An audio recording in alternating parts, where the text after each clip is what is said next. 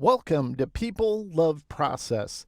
Some of the best ideas I've created for this channel on YouTube came from you watching my weekly content. I can't remember exactly who requested this, but they asked me if I'd document the absolute entire creative project from beginning to end. Now, of course, each week I do that in a very general way and kind of focusing on the vector aspects to it, but don't really cover things like communication or strategy or responding to a creative brief and quoting a project or dealing with out of scope requests. So in this movie, we're going to do all of that. This is a project that I thought when this request came in, I really wish I would have wrote the name down, so I apologize to whoever that was. Please let me know when this movie comes out in the comments.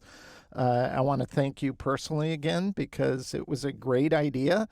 And I literally saved everything as I was working on this. And we have a lot to cover, but this is going to be specifically a brand identity for a nonprofit. And I thought in that respect, it was a good example because I think it's always great to do design for a good cause that's going to positively change people's lives. So with that said, let's jump into it. This is going to be a creative project deconstruct, once again, for a nonprofit brand identity. So it comes down to first contact. And first contact is usually if somebody calls me on my studio line, I don't quote over a call. I direct them to my website and specifically my project form where they have to fill out, and I have certain things that I require because I'm vetting people that way initially. And yes, I have set budgets. I don't go any lower than the amount I have highlighted here in the email I received from my form, from my website. And that's purposely done not because that represents the quote for any given project that they're contacting me on. That is the bottom lowest price that I would do anything for anybody. Why is that? Well, I run my own studio. I've been running it since 2002. And I think if you're going to be running your own business and you're going to be an independent creative like I am now, my daughter worked with me for a little over 5 years. She's on her own now, running her own business. So more power to her. I still bring her in on certain projects we'll team up on. I hire in a freelance capacity in that context. But I think it's important for you to figure out your burn rate. Now, if you're not familiar with the term burn rate, all that means is think of a 30-day period, 1 month period. 30 days, some months have 31, same principle would apply to that. But it's the cost per day to run your business. You take all your overhead, what you pay on a monthly any given month, what you pay for all the things you need to run and operate your business and provide your services. That could be supplies, that could be subscriptions you have for certain software, etc. You want to calculate all that, and then you take whatever that in cost is, your overhead cost is, and you divide it by how many days in a given month, and that will give you a price figure for your burn rate. My burn rate, and I'm pretty lean and mean when it comes to a burn rate because it's just me. My daughter doesn't work with me again, so my burn rate is right around $500 a day. So what do you do with that number? Well, $500 a day means until I make more than $500 in every given day, I'm losing money. So it's a very good motivator, but it's also smart. It gives you an idea of what you need to be doing to get yourself out there and try to land work. So this number is mainly to scare off grinders who want something for dirt cheap and they have high demands. I don't want to work with a grinder. So I kind of scare people off. Now, this isn't somebody I don't know. I actually knew this person. Sterling is his name. He did Adobe Illustrator training years ago. He had a company for that, and that's how I originally met him because he had seen my LinkedIn content at the time.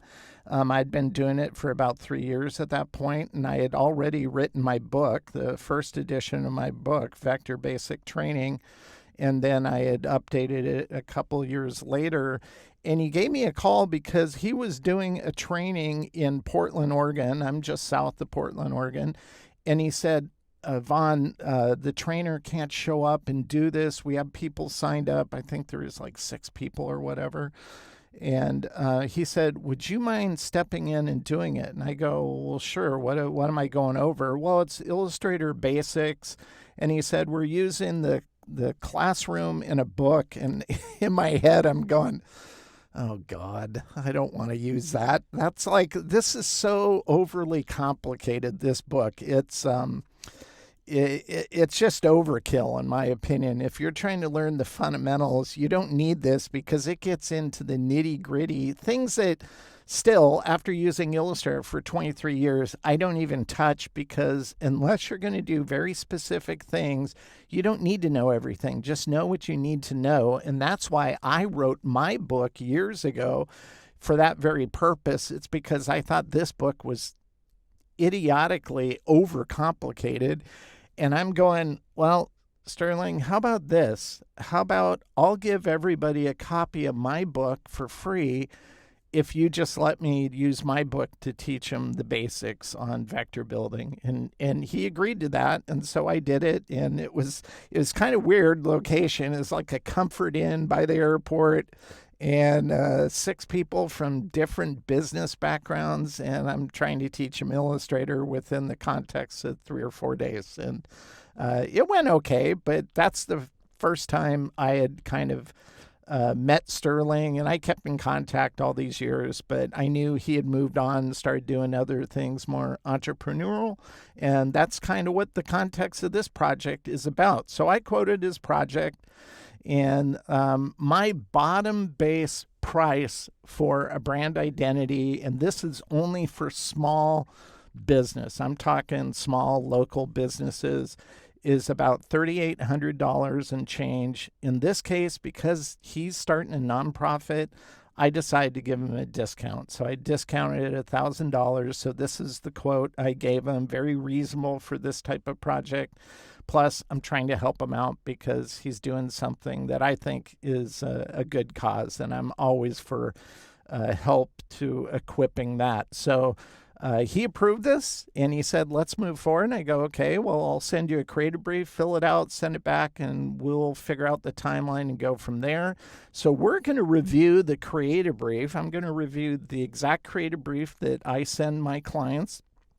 Now, if I'm working for agencies, like right now I'm working for a couple agencies, I don't do this because they're the ones that send me the brief and clue me in on who they want me to create on their behalf for their audience. So that's a different context. This is, think small business or a medium-sized company comes to you and they request you to do a brand identity or a rebrand, then this would be a good fit for that. So let's go ahead and switch over to that. And we're going to switch to Pages because that's what I have my creative brief in. And on this project, we'll review all the questions I asked. Everything in green is the client's feedback in this case. So the name of this business, that's the first thing I ask is, what's your company name? What product or service is your name? It depends if it's a company or I'm branding a service or a specific product. And here it's IGRS Foundation. Now at this point, I'm not completely sure what IGRS acronym stands for. And you get down here and you find out that stands for Increase Gratitude and Reduce Suffering. And I'm like, okay, what's that really mean? Well, he explains it in all this detail. And I read through all of this just to understand the context and the mentality of where he's going with his business. And so the next question, and by the way, all this will be in the exercise files, so you can look through my brief, which doesn't have this client-specific information in it, but it has all the questions I provide in it.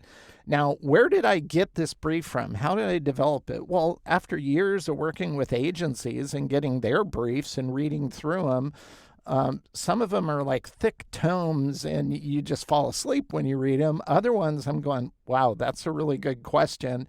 You know what? I'm going to write that down. I'm going to add that type of question to my brief. That's all I did over a period of about 5 or 6 years, and it helped form the brief I did. It's all kind of cherry picking the best from other people who I thought asked really smart questions to kind of glean that information you want to know when you start working on anything.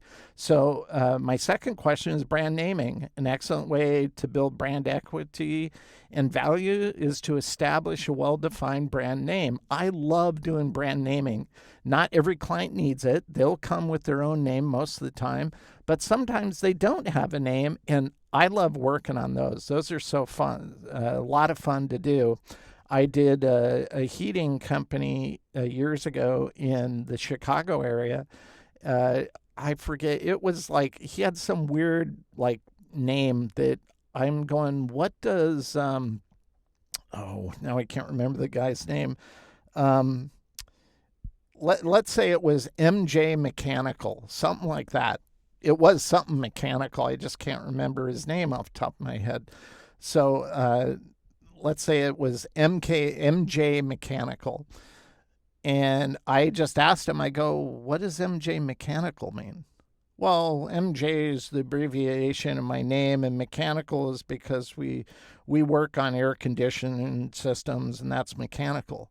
Who's going to know that? Nobody's going to know that. And I said, well, that's your first problem. We need to change your name. We need to come up with a brand name for you. That way, people will instantly understand what type of business you are, and it's going to build equity in and of itself other than your business and your clientele. And we came up with One Stop Pro. I couldn't believe nobody owned that .com, and nobody did. So as soon as I figured out that name, I contacted him and I said, you need to buy this domain. And he did, and he grew his business. He doubled his annual business within 3 months of rebranding him. So that's a good thing to do. So even if they say, well, I have a name, we're okay with using our name, then that's fine. But always put something like that in there with your brief. Who are you? You know, of course, they explained all that. And we're going to skim over a few of these because you can check this out in more detail. I don't want to spend too much time on this. Your objectives. And he has lofty objectives. We plan to grow to a point where we give away $1 billion. Okay.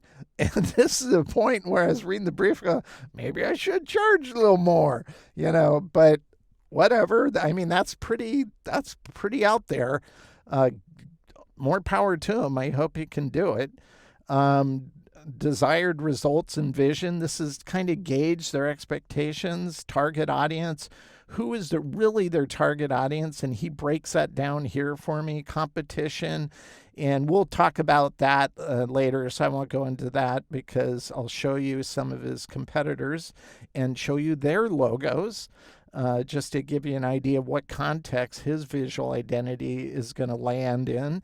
And success criteria. Define how you'll judge a successful project. Well, he didn't fill this part out. So that's a point where I would follow up on that. Usually in this case, I didn't really worry about it. He gave me so much other information. I had a good grasp on where he wanted to go. Now, this is where it got a little weird. Brand voice. Bond, James Bond, with some Sterling Archer thrown in. Also, The Matrix and Bourne Identity. And I'm like, what? What's he talking about? And then I always put this, and I'll explain that James Bond thing a little bit. Now, aesthetic tolerance. I don't know. This person I knew, so I wasn't so much worried about working with Sterling. But some clients, I don't know them from Adam, and so I need to gauge their expectations even more. So I put in aesthetic tolerance. Do you have the capacity to accept a design direction appropriate for your company, product, service, or target audience that you might not like personally? That takes a smart businessman to accept that that could very well be the case. And he said yes. So I don't worry so much about the success criteria not be followed up, as long as this one, if both of these were empty, then that's a red flag for me. So that's why I put those questions in there. Color preference. He's saying, I'm thinking we duplicate the color scheme of one of the major spy agencies. I'm going, what's the spy thing? And then, and I'll admit, this is something I keep seeing more and more of now with generative AI specifically. Here's an early concept from ChatGPT. Gee, I would have never guessed that. And gee, it can't even get letters right like most AI algorithms, but I'm just going, what? It's like, okay, what is this about? And he explains it. I'm thinking, remove the eagle, replacing it with a phoenix. I'm going, so you want a phoenix and you want an owl? That doesn't make any sense. And he kind of, and I'm thinking of the phoenix. I'm going, I like the idea of a phoenix. I'm going, okay, this is stupid. I'm not going to do something like that. And I refuse to say, yes, I'll just clean this up for you or whatever. I don't do that kind of work. If they want that, then they don't want me, is basically what it comes down to. So that made me a little nervous, but I'm starting to see it more. And I just tell people flat out, well, if that's really the direction you want to go and you just need somebody to actually make it workable in vector form, good luck to you, but I'm not your man. So that's my stance on that kind of approach.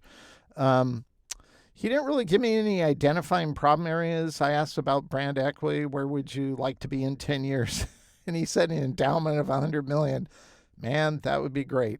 Keywords, and this is key in my opinion, is Secret Santa, Secret Service, undercover, giving, anonymous donors. I'm going, okay, now I'm getting the idea of the secret agent. It's almost like Secret Santa, if you're not familiar with that. It's doing good on behalf of others without letting them know that it's you doing it. And so I like that idea. I think that's kind of clever. And then he had all these other ones where I was asking him, what does increase gratitude and reduce suffering? And then he starts putting in all this Latin and all these different ways it could be explained. And I go, yeah, that just means it's more confusing. So I had to talk him out of that at one point. Here are some creative and spiritual, cosmic inspired phases. And I go, what is this, some new age thing? And it's like, well, I just think these like omniversal confederation. I don't even know what that means. It's like, I just think he's getting deep in the rabbit hole with ideas that aren't going to improve communication. They're just going to confuse communication. So these are the other questions. He did send more information. He just didn't put it in the brief. So I just wanted to go through that, but you can get access to my brief in the exercise file. Let's switch on back to Illustrator here. So we'll switch back here. That's a creative brief. Now his competition is defined. A few of them were defined in the creative brief. Were other organizations that were nonprofits, like the Tides Foundation. You've probably heard that name. Multi-billion-dollar foundation. You have Robin Hood. I always like that they went with that idea of Robin Hood, giving what we can. I never heard of that one. I've heard of the Silicon Valley Community Foundation.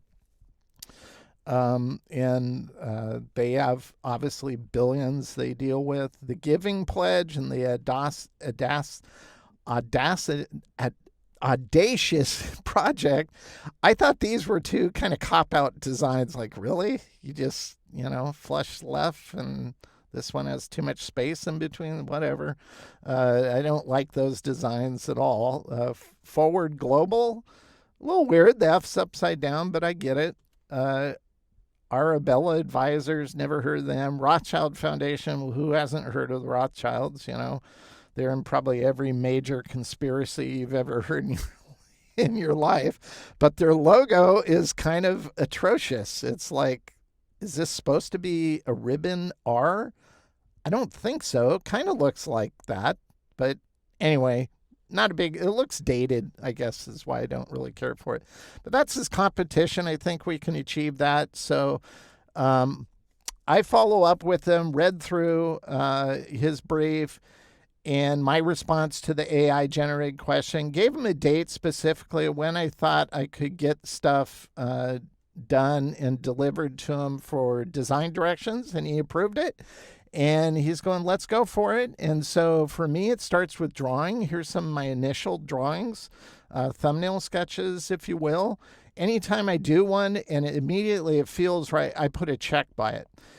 So these two, I thought this one's more circular, but I put a check by it. I like this idea of the Phoenix. That's basically what I'm playing off concept-wise.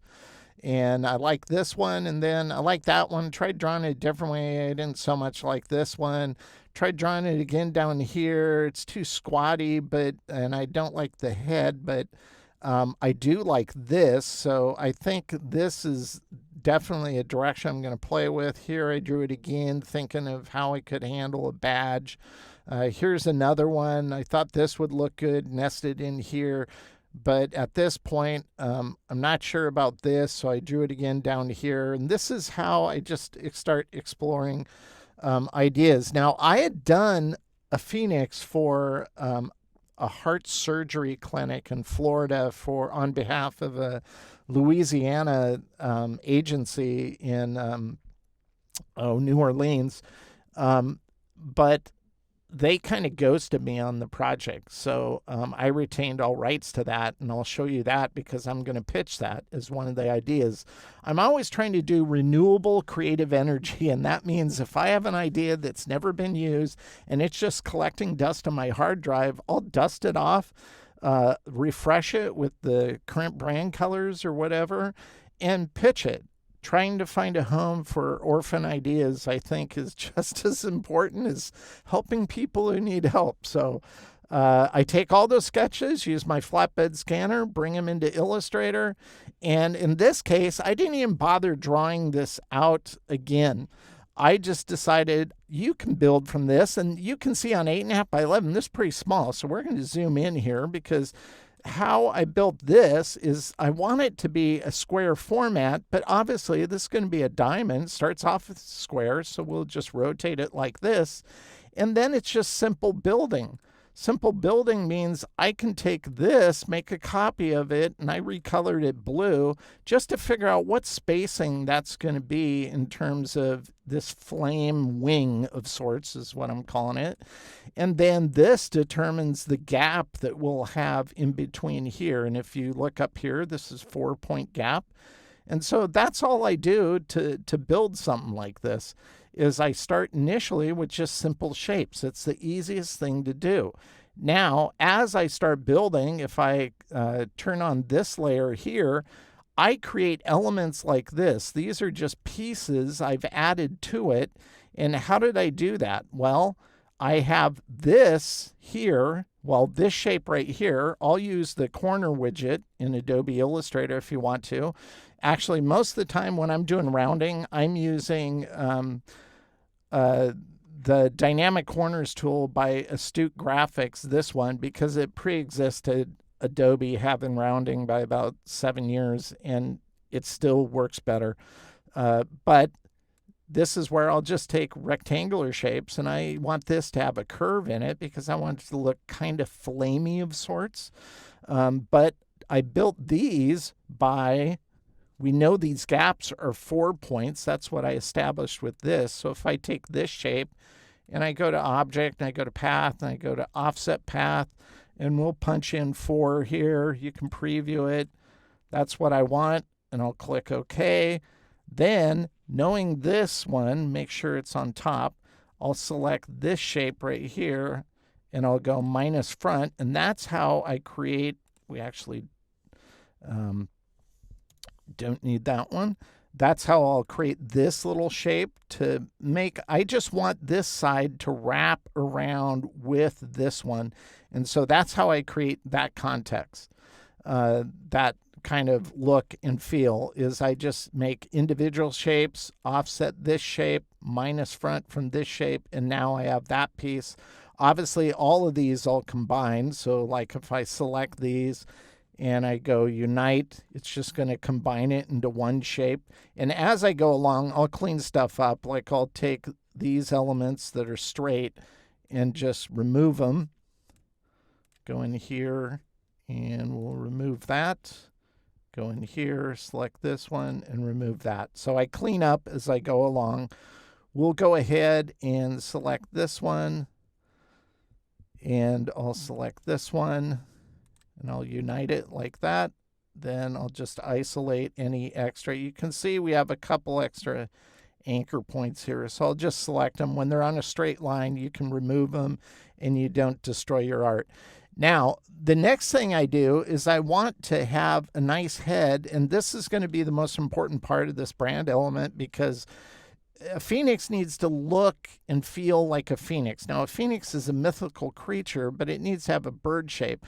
And one thing I've been doing a lot lately is, I'm just going to turn this off just for the time being, and we're going to zoom in even farther, is I've been experimenting a lot where I know I want to have a shape that has curves in it, but I found if you think in straight line, well, let me ask you this. What's easier to build, straight line or a curved line? Well, straight line. Now, if you look at this, you'll be like, wow, Vaughn, that looks like a chunky, weird bird. And that's basically what it is. But with rounding tools, like the corner widget, so everything I'm going to do here, you can do with the corner widget. I'm just going to use Astute Graphics because I prefer it. But if I go here, notice how I built this back in, because I didn't want a perfect 45-degree curve, like think 1/4 of a circle. So I build it at an angle straight, and that way I get a more severe curve, or it bends into the neck portion. That looks good. Or maybe it's the front top edge of his head here, like that. Or I take this and I go all the way down to form the base of his beak and then the bottom part of his beak like that. That's all I'm doing. This is the easiest way I've found to work out shapes. Now, do I just set it up perfectly the first time? Well, no, I experiment until I get something that I think is going to look great. Now on this one, now I'll just kind of determine, and if you have smart guides turned on in the preferences for Illustrator, you can have these readouts show on screen just like that. And I'll pull these out to a point where I think that looks pretty good at that weight, like that. Now, if I determine that the host shape that this phoenix head would be in is going to be the smaller diamond shape here that will fill in the top area of the brand mark, I can go ahead and just highlight one of these areas here. And you can do this in the corner widget and type in a specific. You can do the same thing in dynamic corners. So let's say I want this to be an exact amount. So like 12, I can go apply like that. And one reason why I like using Astute is because it remembers this, and I can go over here and just apply it again to another anchor point. So that's why I do it. So I just wanted to show you that in terms of building the head and keeping those elements straight. You might want to give that a shot the next time you're building something like that and see if you like building that way. It might help you discern how to figure it out. And again, we're going to take this and we're going to go ahead and offset it the same amount we did the last one, 4 points to create the gap. And then I'd select this and I go minus front. Then I'd select this shape and I go unite like that. So now that's how I would wrap it to go with the element. This one, of course, if this is in front, and select this diamond where we rounded off the left and the right, minus front. So that'll become that one. I'll take this and I'm going to go ahead and go path, and I'm going to go offset again on this. And you might be wondering, why am I doing that? Because I want to take these wings and clone them. Command C, Command F. We'll go to the reflect tool, stop advertising in-app Illustrator. Thank you very little. And I'll flip these over like that. And now with this one, we'll fill it. We'll bring it to the front. I'll make a copy of it, Command C, Command F, then I'll select this one, and we'll minus front. I'll select this one, and we'll minus front. Then these leftover elements, I'll just delete. So that's how I would get this. We just use this to guide us. And that's how I'd build the base art for this brand mark. Now, it's at this point that I just work out the black and white. So we'll go ahead and turn off those layers. And this is looking pretty good, but I think it can improve even more.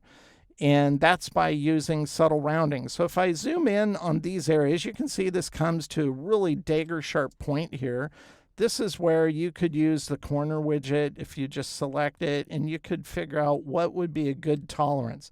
Now, the only reason I don't use the corner widget, 99% of the time I'm using Astute Graphics, is because I'm zoomed in like this, trying to figure out what tolerance I want, but I can't see all the other anchors. And if I need to select all the anchors to do them all the same, then that becomes a hassle. I don't like how they implemented rounding in Illustrator, but if I use Astute Graphics, that doesn't matter. I don't have to select anything. I hover over an anchor and it says it could be this round. That's a bit too much. We'll go like this, and if I think that looks good, then I'll go to another anchor and I'll just click it, and it'll apply that same round to the other anchor. So maybe we want it on the tip of this one. We go over here, we'll put it on the tip of this, we'll put it on the tip of this. It just works way more intuitively than the native feature in Adobe Illustrator. So that's why I use it. You know, we might go in on here as it's going under this wing. Maybe this is a bigger one. We could go like that. We could go over here. We could add that to this one. So that's how I'll focus on areas like that within a design and give it subtle rounding just to really button up a brand mark like this. So ultimately with this design, these are the brand colors we associated with it. We wanted them vibrant. We wanted them to not be based solely on a flame. That's overdone with the Phoenix. So we used a little different color scheme on this. All the brand marks we created, let's zoom out. These were all of them. So this is the one I just created. Here's the circular one. Another one, a little different, but with a circular motif. Here's the one I originally did for the clinic in Florida on behalf of a New Orleans agency. This is what I modified it to for this project. Thought it looked good even in kind of a shield. And when I get ready to show a client design directions, this is the email I usually send, and I have links for each of the, in this case, 5 design directions. And they can download the PDFs and review them. So that's what we're going to do now. We're going to switch over to Adobe Acrobat, and we're going to review the design comp. So let's go ahead and do that. We'll switch over to Acrobat. Here's a design direction number 5. So this is using the new template I developed for presenting ideas. I focus on the brand mark first, and then I show it locked up in horizontal and vertical, and reversed examples used on a color, dark, or photographic background. Here's one where it types out, and I was using the increased gratitude, reduced suffering as a secondary type of brand mark using the acronym, but explaining what the acronym was, because originally it was, if we go back to this one, it was just IGRS Foundation. Well, with this name, nobody's going to know what IGRS Foundation is. And I kept kind of going, you sure you want to do foundation? And he did. So this is how we presented this idea. Here's another one. This one we did focus on red, use gold. I like how it works together. Kind of encapsulating and collecting those people that they want to protect and help and facilitate is kind of the thinking behind it. I think this one looked good too, just not the direction they ultimately want to go with. Again, showing this to explain the acronym. Once again, here's the third one. This is the recycle idea. Still like this one. Here's all the lockups for the various iterations. Here's the second one.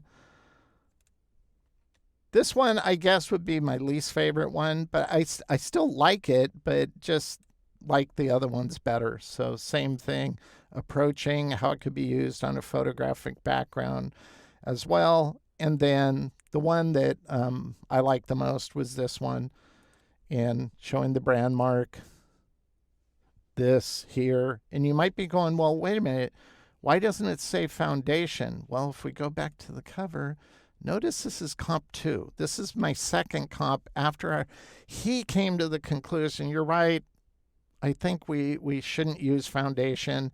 And so I sent him a second comp on this direction because this is the direction he ended up liking and wanted to go forward with. So we just made this part of the primary brand mark. You can still have an acronym version, but it's important for the general public to understand what that acronym means before you start using it, in my opinion.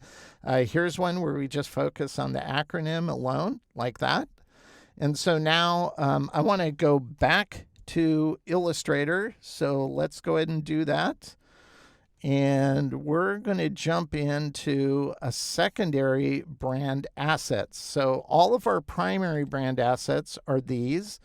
So you can see we have the horizontal, we have vertical with the acronym here, but I wanted, knowing this was the direction he wanted to go in, I wanted to provide him, I like providing additional brand assets, secondary brand assets, if you will. I usually don't do that when I pitch a client or show them concepts. Sometimes I do. I did that when I showed the previous one, creating an elegant L, in the previous movie I did on this channel.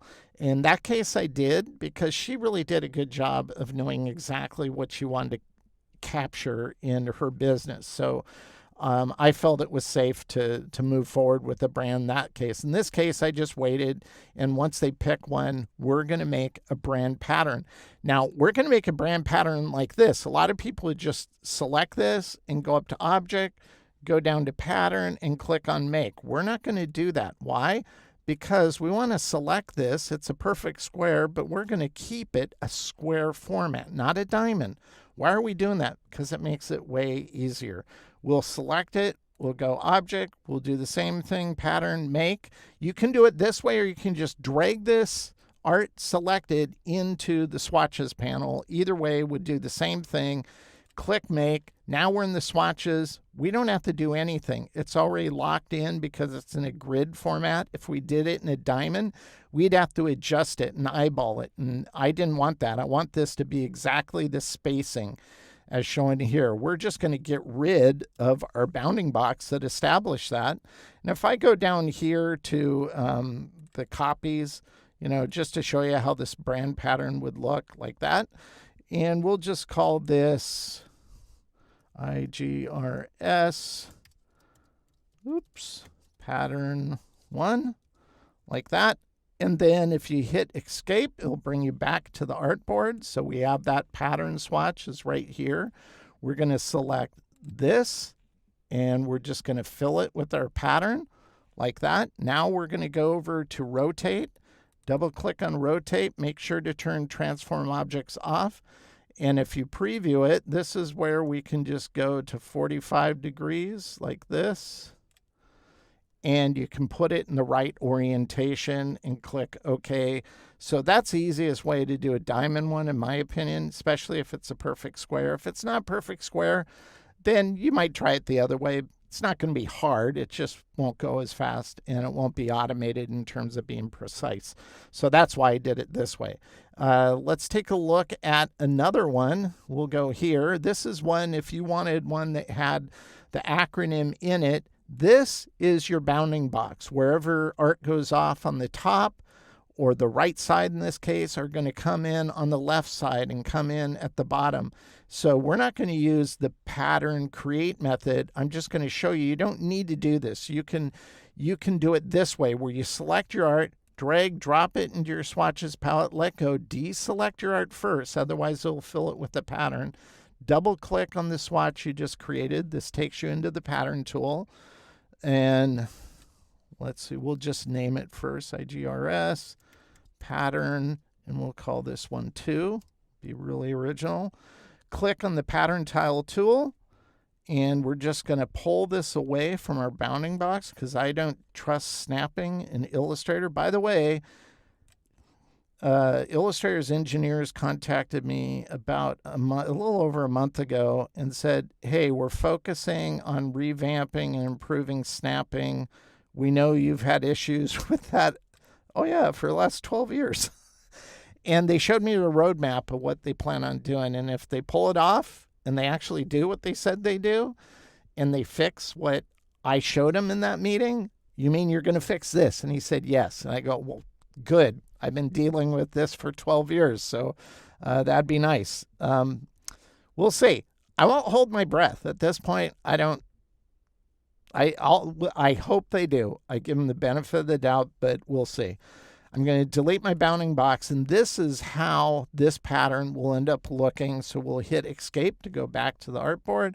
I'll select this here for fill, and I'll fill it with our pattern. By the way, if you want the pattern to be smaller, maybe you're doing a media background for a press conference type of thing, and you don't want it this big behind whoever is going to be standing in front of the podium, then we could go in, maybe we do it 70%, you can preview it, make that pattern smaller, and that's how you can pull off that kind of action, which works great as a secondary brand graphic. Now, I showed him both patterns. He ended up only wanting to go with the secondary brand, the secondary brand pattern. So what I did, though, is I emailed him a new comp. So we're going to go back to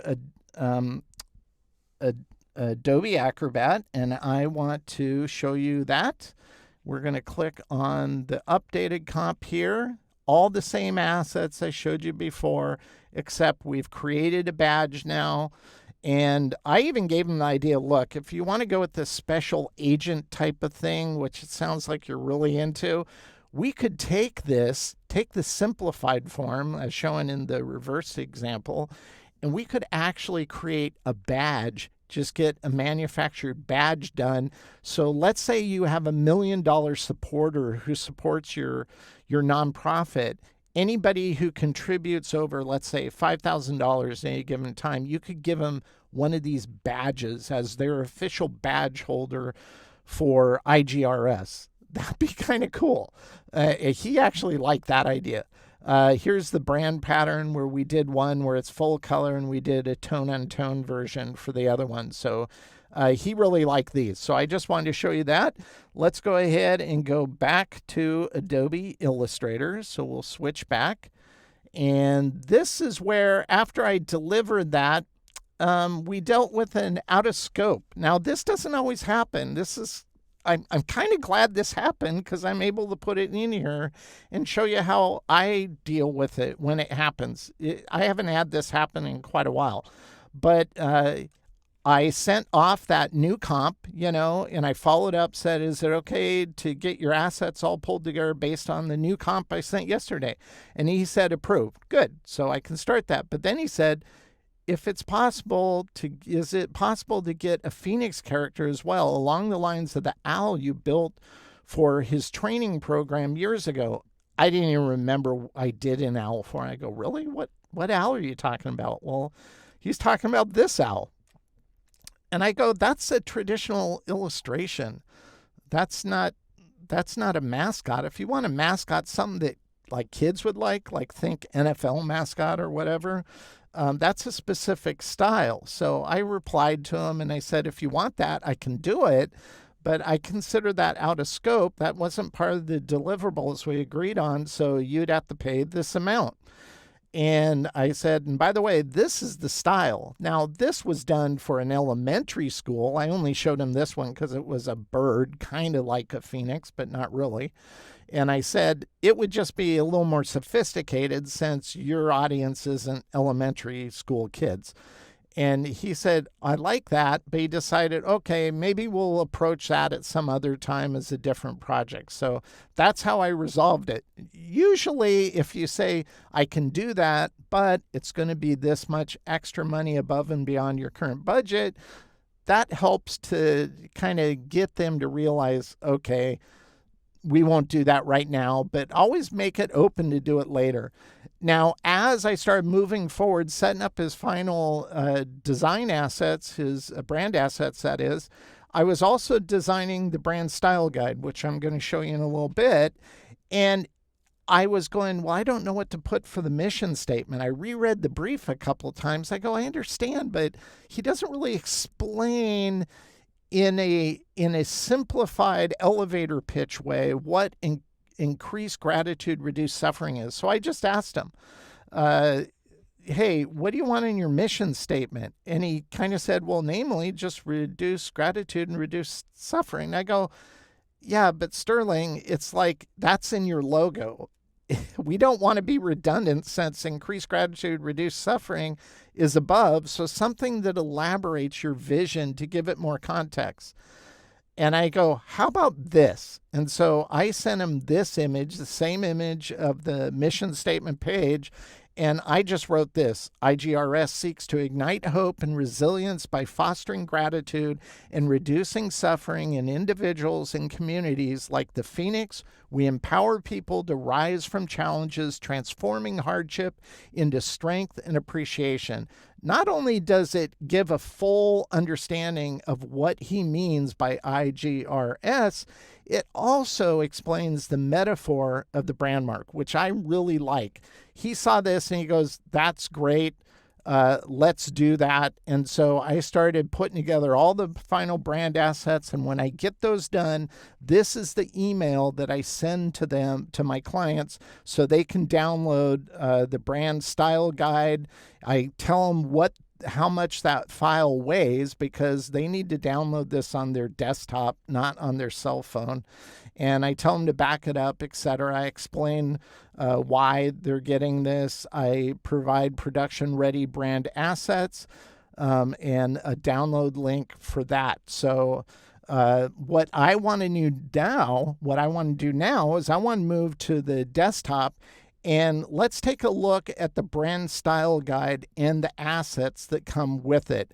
So we're just going to go ahead and close Adobe Illustrator. I'm not even going to save it. And we're going to go here in the brand style guide. So this is the cover. I always try to use Adobe stock imagery that goes with the theme, since this is about community and people supporting each other and equipping them for success. I kind of give that kind of context to the imagery that I pick to use in style guides. Here's the mission statement page. This is the first thing after the cover page. Reinforces the brand, gives more insight into the mission of this entity and what they do.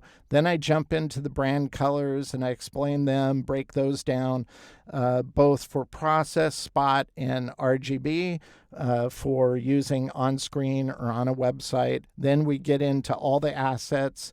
We have the CMYK assets as shown here. And let's go ahead. We have, there we go. Couldn't figure out how to scroll because a mouse is very difficult to use. Not.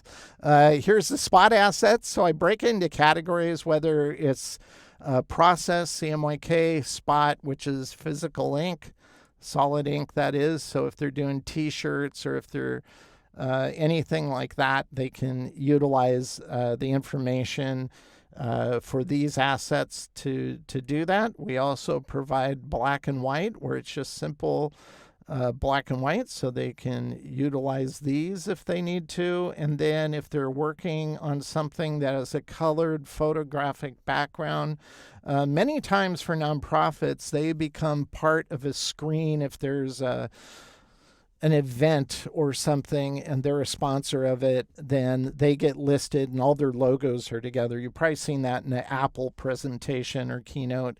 That's what these are meant for. Although they're one of my favorite ways to utilize a brand graphic, because this would make a great t-shirt just in a one color, and it's very economical being just white. Then we move into the brand patterns, and I just showcase these brand patterns. and provide the source pattern and a graphic style of it in an Illustrator format. Now, most of my clients who aren't doing the creative work, they won't use these, but these are assets they can request and give to their either in-house designer or maybe a web developer if they want a background like this on one of their on their website, for example, or if they develop an app. So all these resources are meant for the creatives they're going to use to help them market and communicate what they're doing. Also cover the improper usages. Most of these are no-brainer, meaning a good designer should never do this. This is more for the vendors that don't really care about retaining brand equity and do all kinds of crazy stuff just to get a job out the door.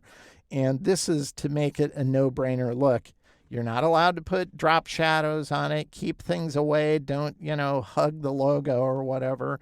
Don't add additional obstruction, that covers the type in this case. Don't change the colors. Don't mess with the transparency or distort it or add type that's not part of the existing brand assets. Don't alter it in any way, like putting an outline on it. Don't change the orientation. And don't do any editing where you just mess around with the artwork. No good designer will do any of these things. These are for marketing directors and vendors who tend to like to play designer and kind of screw with things. So a no-brainer for us. You might look at that and go, well, that's ridiculous. Man, I've seen so many crazy stuff. It's not that ridiculous. And then, of course, I tried to supply typography that they can use moving forward. And most of the type, if it's if it's a Google font to use that. I usually don't use Adobe type for this because you have to have a Creative Cloud account associated with it. Google fonts are great, are probably the best, but in this case, he really liked this typeface. So I said, okay, if you do, this is where you can buy a license to the family. But if you don't want to buy the whole family, these are the 4 members of that type family you'd want to buy so you can utilize it. And then the back cover, just use one of the reversed brand assets, and you have to get a plug-in for Glitchka Studios. So I do that as well. So let's go ahead and close this. We don't need to save it. So we'll close all tabs. Now we're going to take a look at the brand assets. So I'll open this up, and this is how I break it down. I have everything separated into formats. So I have CMYK source files here. I don't provide EPS. EPS has some issues when it comes to transparency stuff. So I never use EPS. I stopped using that well over a decade ago, and I've never had any issues providing these source files. And when I deliver my files, if you relook at the email I showed you on delivering these assets and emailing the links to download it, I say you might not have Creative Cloud, but your vendors do. And so this makes it extremely easy for a vendor to utilize their brand assets. So CMYK, we obviously have Spot for spot color purposes. We have RGB, so everything, including the patterns, the reverse, the black and white, and the color, all provided in RGB format if they need that. We have high-res images. These are all provided in JPEG and PNG format. PNG for transparency if they're using, like for PowerPoint example, would be a great usage for that. Or they need it for QuickBooks, for their internal billing and stuff. They can use these images. They're high res, so they're larger, a little larger, but they're about 350 to 400 ppi. That way they can size it down. It still looks nice and sharp. So I provide those as well. And this gives them all the assets they need. And again, I always include the brand style guide with them, so it will help them understand how they can use it moving forward. So most projects go pretty smooth. And even though I had to respond to an out of scope request in this one, it was a mild hiccup at best. I do like how everything came out, though, and I wish Sterling the best in his efforts to help people succeed in life. That's always a positive venture, in my opinion. If you'd like to access the exercise files for any of my People of Process movies, you'll find a link in the description below the movie. I include PDF samples of my design comps and my creative brief in the download. The access to that access, or even a simple like on any given movie on my channel, helps me to reach more movies. And so if you want to just click like, I'd really appreciate that as well. By the way, the members of this channel all received my new design comp template and the source files for free last week.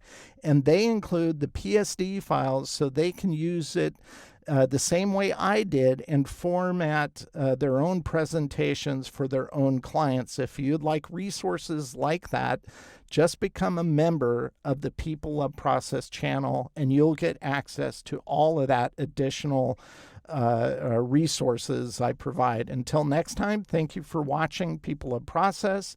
And as always, I hope this content helps you improve your own creative process.